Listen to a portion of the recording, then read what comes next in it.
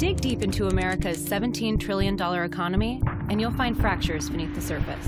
The spoils are split unevenly between men and women, old and young, high school dropouts, and MBAs. But one of the most divisive disparities is only skin deep. This is the economy in black and white. Everything you own, houses, stocks, cars, that's your wealth.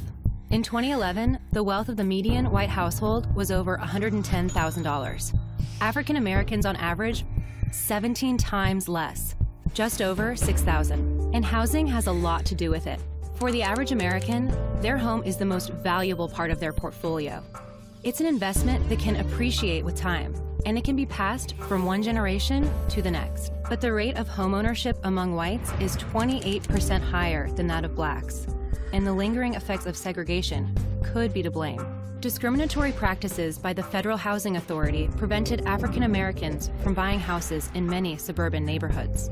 The Fair Housing Act of 1968 sought to level the playing field. But by then, African Americans were entering a housing market that had already seen massive appreciation. Meanwhile, white families had seen their housing investment soar in value during their head start.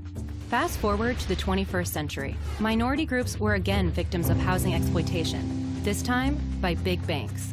Bank of America and Wells Fargo, among others, were compelled to pay hundreds of millions of dollars in fines and restitution for pushing minorities into exploitative subprime mortgages and charging them higher rates and fees. This contributed to the fact that blacks and Hispanics lost nearly a quarter of their wealth between 2004 and 2010.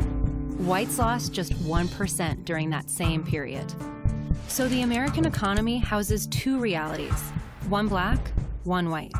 The divide between them, a measure of inequality.